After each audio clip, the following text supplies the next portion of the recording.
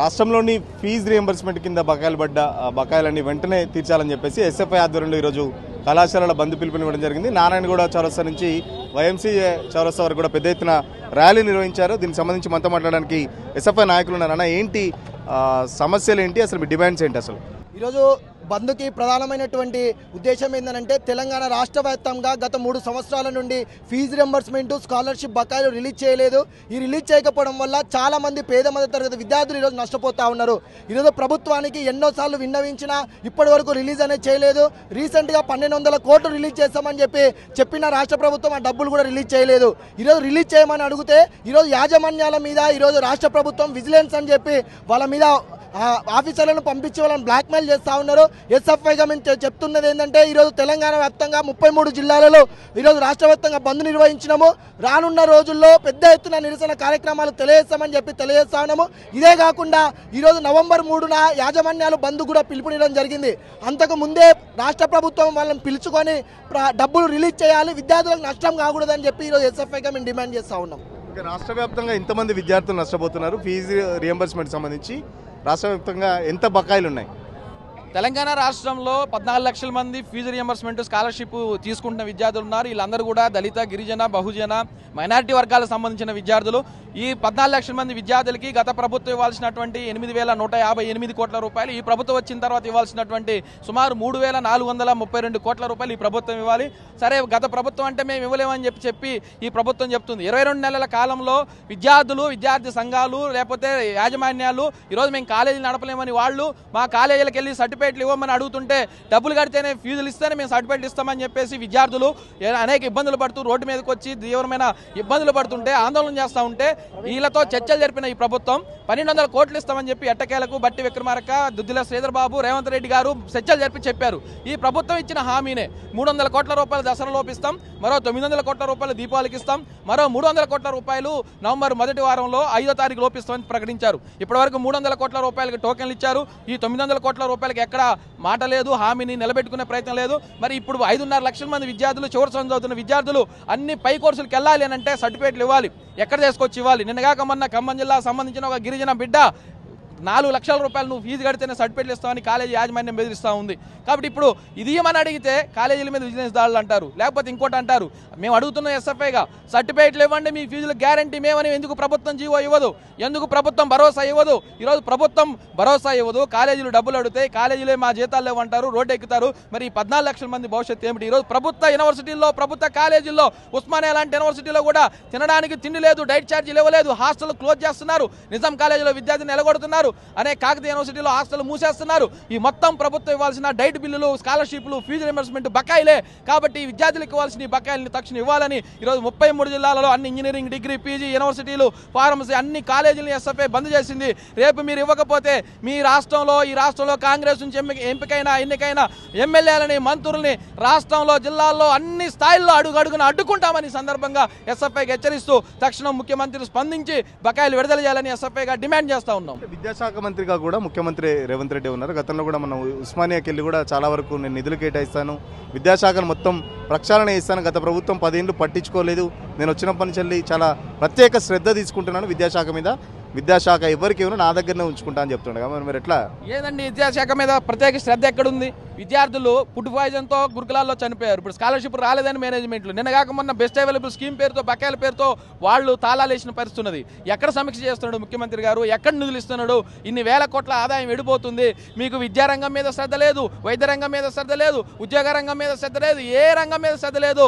తెలంగాణకు వచ్చే ఆదాయాన్ని ఎడు పంపిస్తున్నారు మీరు. ఏ ఒక్క బకాయి మీరు ఈరోజు తీర్చిన పరిస్థితి ఉంది. మీ మంత్రులు కొట్లాటలు, మీ మంత్రుల పంచాయతీలు, మీ మంత్రుల దందా, మీ మంత్రుల మధ్య ఆదాయాల కోసం, కాంట్రాక్టుల కోసం మీకు మీ రాజకీయ క్రీడలు తప్ప ఒక్కరి సంక్షేమం గురించి తెలంగాణ రాష్ట్రంలో ఈ ముఖ్యమంత్రి పట్టించుకోలేదు.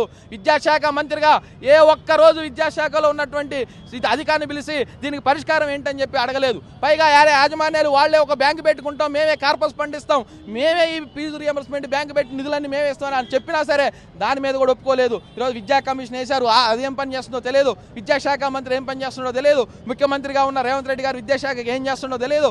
ఎక్కడా కూడా ఇది సమీక్ష లేదు, రివ్యూ లేదు, విద్యార్థులకు భరోసా లేదు, విద్యార్థి తల్లిదండ్రులకు భరోసా లేదు, విద్యా యాజమాన్యాలకు భరోసా లేదు, నిరుద్యోగులకు భరోసా లేదు.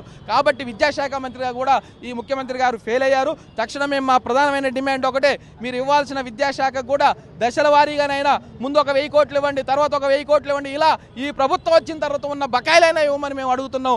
తక్షణం ఈ బకాయిలు ఇచ్చి ఈ విద్యార్థుల సమస్యలు పరిష్కారం చేయాలని మేము డిమాండ్ చేస్తూ ఉన్నాం. గతంలో కూడా చాలా విద్యార్థి సంఘాలు బంద్కు అయితే పిలుపునిచ్చాయి. చాలా సందర్భాల్లో కూడా ఫీజు రియంబర్స్మెంట్కి సంబంధించి యాజమాన్యాలు కూడా ప్రభుత్వాన్ని కలిసి మరి ఇప్పటివరకు కూడా సమస్య పరిష్కారం కాలేదు. మరి భవిష్యత్తులో ఎలాంటి పోరాటం చేస్తారు, ఏం చెప్తారు ప్రభుత్వానికి?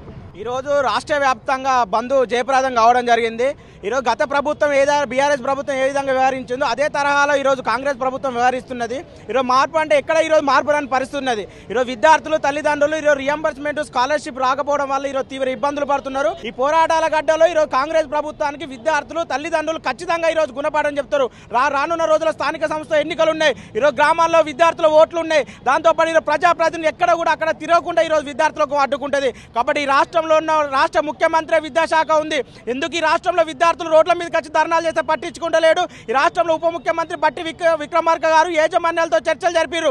రియంబర్స్మెంట్ మీకు అందిస్తాం, మీరు కళాశాల నడిపించమని చెప్పారు. ఈరోజు కళాశాల యాజమాన్యాలు నవంబర్ 3వ తేదీన మళ్ళీ ఈరోజు సమ్మెకు వాళ్ళు సిద్ధమవుతున్నారు.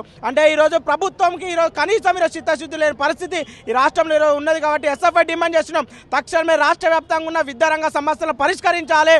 ఈ రాష్ట్రంలో ఒక విద్యాశాఖ మంత్రిని నియమించాలి. దాంతోపాటు పెండింగ్లో ఉన్న రియంబర్స్మెంట్ స్కాలర్షిప్ విడుదల చేసేంత వరకు ఎస్ఎఫ్ఐ ఆధ్వర్యంలో రాష్ట్ర వ్యాప్తంగా ఈరోజు విద్యార్థి పోరాటాలు నిర్వహిస్తున్న ఈ సందర్భంగా రాష్ట్ర ప్రభుత్వాన్ని హెచ్చరిస్తున్నాం. ఎందుకు గతంలో మాట్లాడిన మేధావులంతా ఇప్పుడు చాలా వరకు సమస్యలు ఉన్నాయి విద్యారంగ సమస్యల మీద ఎవరూ మాట్లాడలేదు, కనీసం ముఖ్యమంత్రిని కలిసే ప్రయత్నం చేయట్లేదు, విద్యారంగ సమస్యలపై ముఖ్యమంత్రికి చెప్పే ప్రయత్నం కూడా ఎందుకు చేయట్లేదు అసలు? మరి ఈ రాష్ట్రంలో ఇప్పటికే విద్యా కమిషన్ అని ఏర్పాటు చేసారు. గతంలో ఐఏఎస్ ఉన్న రిటైర్డ్ ఐఏఎస్ ఈరోజు ఆఖరి మురళి గారు, దాంతోపాటు ఈరోజు కొంతమంది ప్రొఫెసర్లతో ఉన్నత విద్యా మండలి చైర్మన్లతో ఈరోజు రాష్ట్రంలో ఒక కమిషన్ ఏర్పాటు చేసారు. ఈ రాష్ట్రంలో విద్యా వ్యవస్థను ఒక మార్పు తీసుకొస్తామని ఈరోజు చేసారు. కానీ ఎక్కడ ఈ రాష్ట్రంలో ఉప ముఖ్యమంత్రి కానీ ఈరోజు రాష్ట్రంలో ప్రజాప్రతినిధులు కానీ ఈరోజు రాష్ట్రంలో ఉన్న మంత్రులు కానీ ఎక్కడ కూడా ఈరోజు కమిషన్ ఏర్పాటు చేసి ఈ రాష్ట్రంలో ఈ సమస్యలు ఉన్నాయి, ఈ రాష్ట్రంలో ఈ సమస్యల పరిష్కారం దిశగా ఈరోజు మేము మోడల్గా ఈరోజు కాంగ్రెస్ ప్రభుత్వం ఉంటామని కనీసం ఈరోజు రాష్ట్ర ప్రభుత్వం లేదు. ఈరోజు రాష్ట్రంలో అనేక మంది విద్యావేత్తలు ఉన్నారు, ఎక్కడ కూడా మాట్లాడే పరిస్థితి ఉన్నది. కాబట్టి ఎస్ఎఫ్ఐ డిమాండ్ చేస్తున్నాం, రాష్ట్రంలో ప్రతి ఒక్కరు ఈ రాష్ట్రంలో విద్యారంగం అభివృద్ధి బాగుపడాలంటే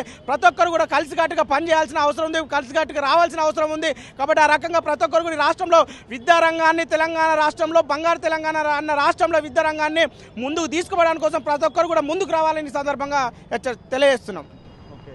ఖచ్చితంగా మార్పు అంటూ ఏదైతే ప్రభుత్వం హడావుడి చేసిందో, బట్ విద్యారంగంలో ఎటువంటి మార్పు లేదు. గత ప్రభుత్వంలో ఎట్లా ఉందో అంతకంటే దారుణంగా ఇప్పుడు చాలా వరకు విద్యారంగ సమస్యలు అయితే ఎక్కడికక్కడ పేరుకపోయినా గతంలో మాట్లాడిన మేధావులంతా ఇప్పుడు ఎక్కడ పోయారు? విద్యా కమిషన్ పేరుతో ఆకునూరి మురళి కమిటీ కూడా ఏర్పాటు చేసింది, బట్ దానికి సంబంధించి కూడా కమిటీ ఏం పనిచేస్తుందో అర్థం కావట్లేదు. మంత్రులు కేవలం తమ దందాలు లేకపోతే తమ కాంట్రాక్టులకు సంబంధించి లాభాలు పంచుకోవడానికే సమయం సరిపోతుంది, కానీ విద్యారంగ సమస్యలకు సంబంధించి సరిపోవట్లేదు. ఇప్పటికైనా విద్యాశాఖ మంత్రిని ఒకరు ఫుల్ టైమ్గా పెడితే విద్యారంగ సమస్యలు పరిష్కారం అవుతాయి. వచ్చే నెల 3కు సంబంధించి కూడా ఇప్పటికే యాజమాన్యాలు కూడా బంద్ ప్రకటించారు. ఇప్పటికైనా ఇలాంటి బంద్లు జరగకుండా ఉండాలంటే ఖచ్చితంగా ముఖ్యమంత్రి జోక్యం చేసుకొని ఫీజు రియంబర్స్మెంట్ బకాయిలు ఎప్పటికప్పుడు క్లియర్ చేయాలని చెప్పేసి, రాష్ట్రంలో 14 లక్షల మంది విద్యార్థులు అన్యాయం చేయొద్దని చెప్పేసి సీఎం చెప్తున్న పరిస్థితి. వీడియో జర్నలిస్ట్ సతీష్తో సురేష్, తొలి వెలుగు కోసం. అసలైన తొలి వెలుగు. ఫాలో వాట్సాప్ @తొలి వెలుగు అఫీషియల్.